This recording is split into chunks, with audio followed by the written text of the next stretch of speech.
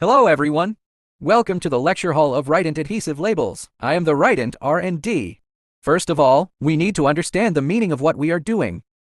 The meaning of this business. We are not just making adhesive labels. The business we are engaged in is to add more beauty, add a more beautiful color. That is, the self-adhesive labels can carry more information about the items and more colors. So all of us here can add color to the world.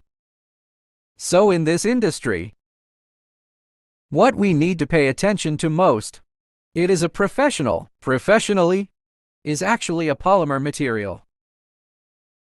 High polymer materials. What are polymers? Macromolecules are divided into natural and synthetic, with a large molecular weight. What are the ones we see in our daily life, such as our skin, hair, and some fibers? These are all natural and synthetic polymers. So the definition of polymer is actually a combination of small molecules are combined together to form a molecule with a relatively large molecular weight. From a microscopic perspective, it is actually a macromolecule. So what we use is actually synthetic polymers, because there are few types of natural polymers. So we use synthetic polymers. There are three main characteristics of polymers. Three forms. There are three forms. One is glassy state.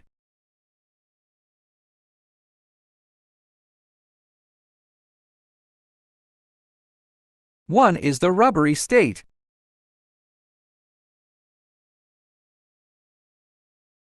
One is the viscous flow state. All polymers have these three forms. Possess these three forms at different temperatures. Take our adhesives and glues as an example. Under what conditions does it present a glassy state? What is the state of the glassy state? As the name suggests, it is similar to glass. It's hard and brittle, it loses the stickiness of glue, and has no characteristics of glue. So this one, it has a term called TG glass transition temperature. Below this temperature, it is in a glassy state. So in our TDS, why do we write its minimum use temperature, such as -20 degrees, or even -40 degrees? So in different cross-linking agents, its TG, the glass transition temperature, is also different, which is the lowest temperature at which it loses its adhesion, is different. For example, hot melt adhesives or frozen adhesives, their glass transition temperature is very low, can be as low as -40 degrees, or even -60 degrees, which can be used in some frozen environments. Glass state. It becomes brittle. If there is some vibration during transportation, it will crack. The most reasonable and best state of the adhesive. It is in the rubbery state.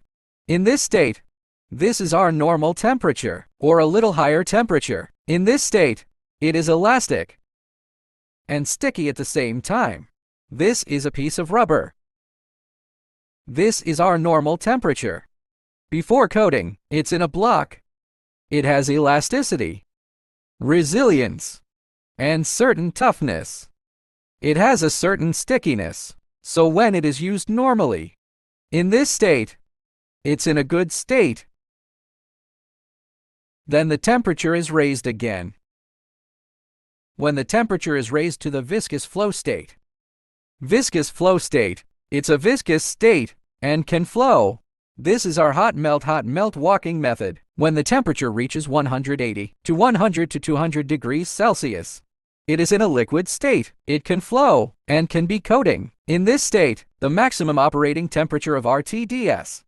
Some of our TDS is not the highest operating temperature. At this temperature, it has strong fluidity. For example, hot melt glue. When hot melt coating, as it is heated, its fluidity is very strong. Its holding power will decrease, which is its holding adhesion. It will be easy to fall off when you label. It doesn't guarantee its stickiness at high temperatures. This is why in our TPS, why we set an upper limit temperature for use. The upper limit temperature of hot glue is 60 degrees, 80 degrees. Of course, for water-based and oil-based adhesive, the use temperature is relatively high. But why? We'll talk about it later. What if the temperature goes up? It reaches a decomposition temperature. When it reaches the decomposition point, the process is irreversible. That means the glue has deteriorated. When it is in a rubbery state and viscous flow state, that is to say, within the range of RTDS, it can ensure its viscosity. For a long time, it won't change. Let's review the previous lesson. Next, we will talk about the main content of the second lesson. In the second class, we will talk about surface energy, or surface tension. This class is also very important, and also for our glue bonding, including printing bonding, the most fundamental core theory, surface energy.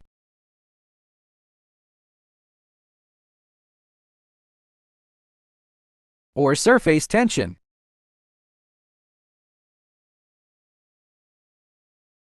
The surface of an object has a certain amount of energy, or surface tension, like water. Why can spiders walk on water? In fact, there is a tension in water, including solids. They also have a certain tension. For solids, we are more accustomed to use surface energy. Now, let me show you a small experiment. This is a glass plate, and this bottle is water. I drop a drop of water on the surface of the glass, and it forms a hemispherical shape. Then let's look at another liquid.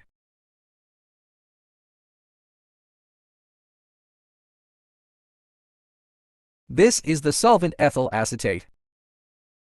Okay, I drop it on it. As you can see, the wettability of the two is different. That is, their surface tensions are different. For glass, the glass has a higher surface energy, and its polarity with water is also relatively high, so it forms drops on the object, the liquid droplet on the object. It has a microspherical shape. Compared to solvents, oily substances are more easily wetted. That is, it has a large contact area with the object. Is there a way to accurately measure it? There is a method called contact angle. Contact angle. Contact angle is a standard test method. A drop of water is dropped on an object to be tested, including our film, or other objects, such as a plastic plate. After it is dropped, it forms a spherical or hemispherical shape. The tangent line. The tangent line and the horizontal line forms an angle. The contact angle. When the ball is more round, the smaller the contact angle is. Another case is when the wetting effect is good. This is the case. The contact angle is large. This is a more ideal state for us. It's the same with adhesives. You can also think of adhesives from a microscopic perspective. It actually has a certain amount of liquid state when it is connected to the adherent. Wetting property, good or not, determines the strength of the bond. The same is true for printing. Why do some prints need to be coated with a coating? If the coating is not applied, is to increase the surface tension of the film. For some PP have very low surface tension. So when printing, if the ink is not coated, it will be in this state. The print will be very uneven. After coating, it will be very smooth. It will be printed flat. This is the most important theory.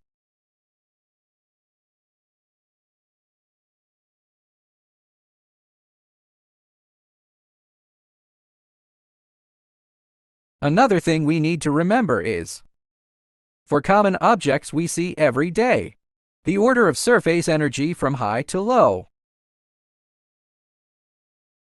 For metals, such as stainless steel plate or copper plate, the surface energy of copper plate is relatively high. Then comes the glass plate. Glass surface energy is also relatively high. Then comes acrylic.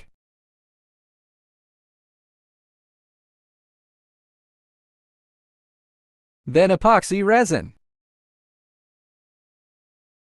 Epoxy resin. I guess you don't know what it is, which we often use. Epoxy floor paint. The green one, or that color, epoxy resin. Epoxy resin. Its surface energy is also relatively high, and it's also easy to bond. Why is steel plate and glass plates have epoxy resin with high surface energy? And then further down, acrylic plate. The surface energy of acrylic plates is also relatively high. Like this one we are using now, is also a very common type of plastic. And then ABS. ABS is also a common plastic. Many containers also use it. Then down, PP, PE, and you can add a PVC in the middle. PVC is about 34, PP is about 30 to 32.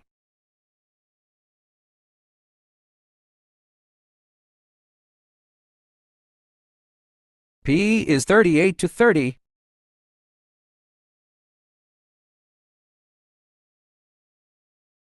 The numbers I wrote here, this is measured by our printing pen. The lower the number measured by the printing pen, the lower the surface tension. That is to say, when the glue sticks to it, or when the ink is printed, the less likely it is to be wetted. It's harder to stick with glue, and the adhesion of ink printing is worse. So the common ones here, the glass steel plates commonly used in labels, are all very easy to stick. And other plastics. The more common ones are PP and PE. What is it? It's often used in medical products like syringes, and also used in food. PP and PE are also very common, such as oil drums, and other things like this. Why do we test? We use steel plates to test. For example, it's 10 newtons of viscosity, but not PE. But it doesn't seem to stick. Why? This is because its surface tension is low, so it may only be 3 newtons.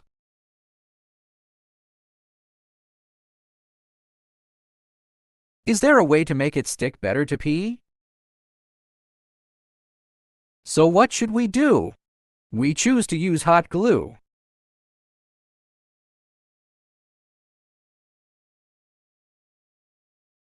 Why is hot glue good for adhering to PE or PP?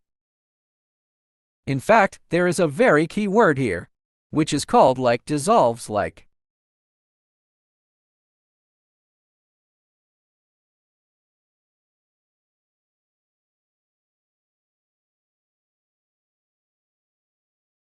That is to say, hot glue and PE have similar polarity, and surface energy are close, and they will be well wedded together.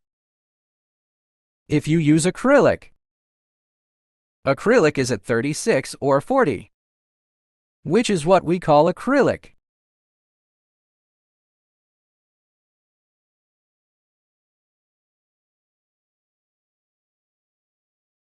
The commonly used water-based and oil-based adhesives are acrylic. Its surface energy is relatively high, so it has a strong adhesion to steel plates and glass, but less for PE and PP.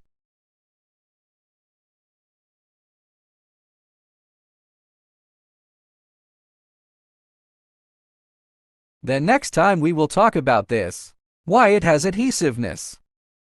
Now many polymer materials, not all of them are sticky, but are adhesive, make them sticky. There are many other factors that affect it. So everyone must remember, The theory of surface energy. And like dissolves like.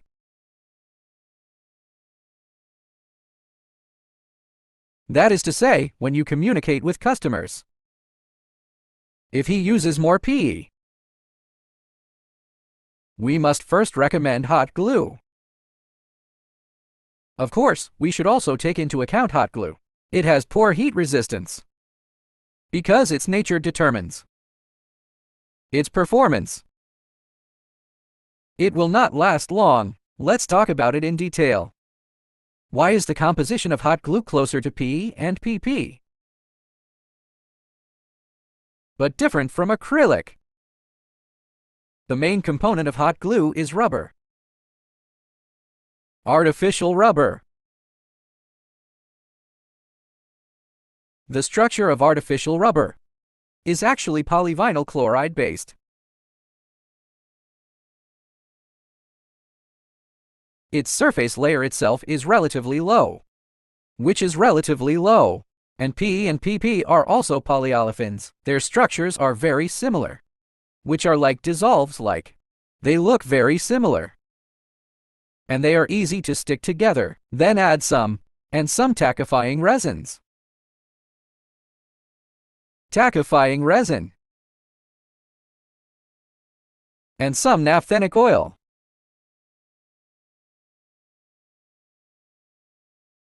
Okay. And some antioxidants. These three ingredients are the main components of hot glue. Rubber gives it its strength,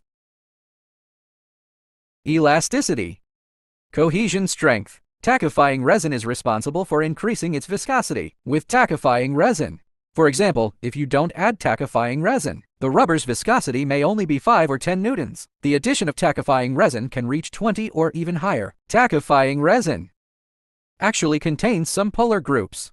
There are few polar groups in rubber. Then naphthenic oil is for toughening. After adding these two, it will become harder. Then naphthenic oil is to increase its flexibility. But naphthenic oil also has some disadvantages. For example, naphthenic oil and PVC material. There will be some weak changes between them. There are oily substances in it. PVC has plasticizers, which is also similar to oil. Over time, both of them will ooze out. That means if you use hot glue to stick PVC, after a long time, it may lose its stickiness. The oil will ooze out. It's easy to peel off. Yes. Let's talk about acrylic.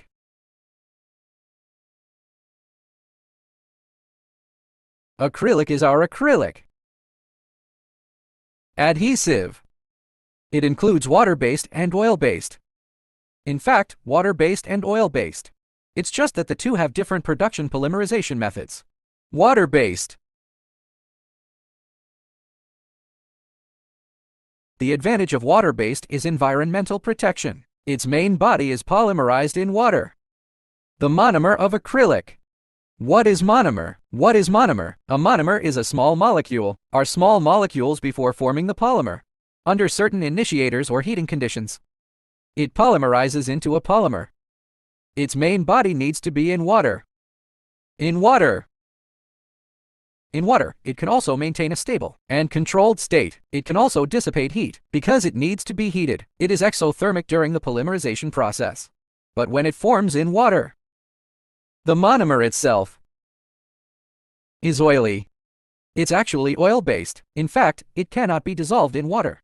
So we need to find a way to make it dissolve in water. We need to add some surfactants, which is similar to soap, such as soap, which is a surfactant. It has both polarity and non-polarity properties. So some additives will be added here. These additives will affect its subsequent performance. These surfactants are originally hydrophilic, so it's a water glue. The weather resistance of water glue, especially water resistance and alkali resistance, is far inferior to hot glue and oil glue. That is the essence of it. It is polymerized in water. There are some residues of some surfactants are left in it. Its biggest feature is low environmental cost.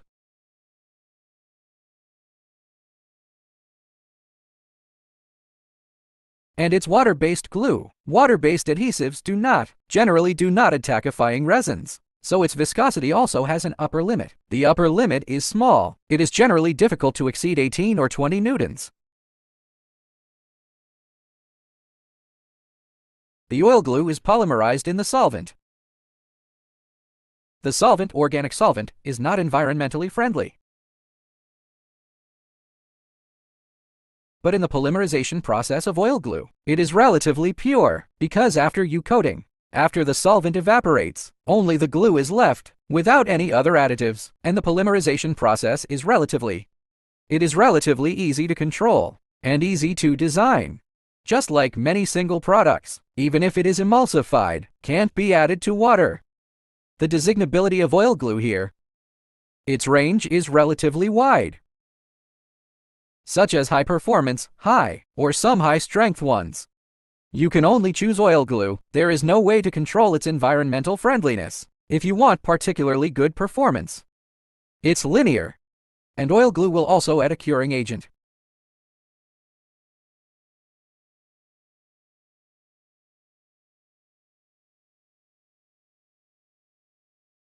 The curing agent is a very important thing.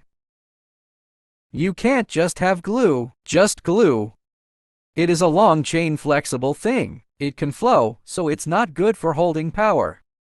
You must add a curing agent. Before adding the curing agent, the structure of the polymer is like this. Linear. It's linear. Curing agent. I have an active group here to connect here and here. It forms an irregular network structure. The overall strength is improved. For this structure, if you apply high temperature to it, it will still be relatively tight, unlike water glue or hot melt glue. Without curing agent, which are easy to flow at high temperatures, it's not easy to keep stable. After adding the curing agent, even at over 100 degrees, it can still maintain its stability and some weather resistance, and outdoor and ultraviolet resistance, all of which are necessary. Today, I will only do some basic explanations. The inks, printing problems, and coding problems. We will discuss them in detail later. Today, we mainly talk about the basics.